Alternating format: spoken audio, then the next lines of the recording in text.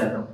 আমাদের দলের পক্ষ থেকে মাননীয় প্রধানমন্ত্রীর অগ্রাধিকার যেটা ছিল ফ্যামিলি কার্ড, তো দরকার হলে আমরা কাঁটাতালের বেড়া দিব, ইলেকট্রিক ওয়্যার দিব আমরা, যেন মাদক নিয়ে কেউ ফরিদপুরে ঢুকতে না পারে। আমি জানি এইসব সিন্ডিকেটের সাথে অনেকে জড়িত থাকে। আমার হয়তো বা আমি এখানে সংসদ সদস্যই থাকবো না আমি যদি মাদক আটকাতে চাই। একটা লিডার, একটা নেতৃত্ব একটি জনগোষ্ঠীকে পরিচালিত করে।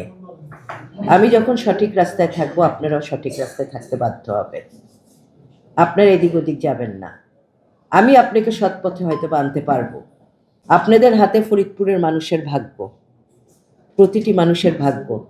আজকে মাদক এত ছড়িয়ে গেছে, আমার সন্তানরা, আমি মনে করি এরা তো আমার সন্তান, এরা ডিরেইলড হয়ে যাচ্ছে, বেপথে চলে যাচ্ছে।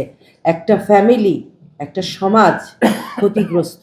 এই যে অটো চুরির কথা বললেন, অটো চুরি সিন্ডিকেট, গরু চুরি সিন্ডিকেট, হ্যাঁ, এই যে তারপরে বাড়িতে বাড়িতে ডাকাতি হচ্ছে, চুরি হচ্ছে, এটা কিসের কারণে? কারণ এই মাদকের কারণে। যারা মাদক সেবন করছে তাদের হাতে তো ইনকাম তেমন হওয়ার কথা না, তারা এই অন্যায় পথে যখন যাচ্ছে। আমাদের রুটটাতে যেতে হবে, কোথার থেকে এটা শুরু, কি কারণে মাদকের। এটা কিন্তু আমি প্রশাসনের দৃষ্টি আকর্ষণ করব, আপনারা কিন্তু এটা এই কাজে আপনারা গাফিলতি করছেন, তা নাহলে এটা বন্ধ করতে পারবেন না কেন?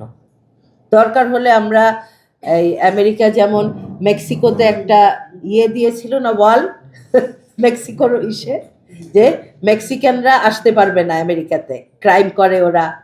তো দরকার হলে আমরা কাঁটাতালের বেড়া দিব, ইলেকট্রিক ওয়্যার দিব আমরা, যেন মাদক নিয়ে কেউ ফরিদপুরে ঢুকতে না পারে। আমি জানি এইসব সিন্ডিকেটের সাথে অনেকে জড়িত থাকে।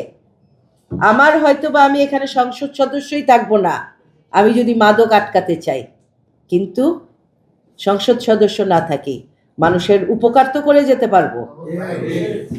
সংসদ সদস্য থাকা ইম্পর্টেন্ট না, আমার সন্তানের জীবনটা বাঁচানো আমার কাছে ইম্পর্টেন্ট, ফরিদপুরবাসীর জীবনটা বাঁচানো ইম্পর্টেন্ট।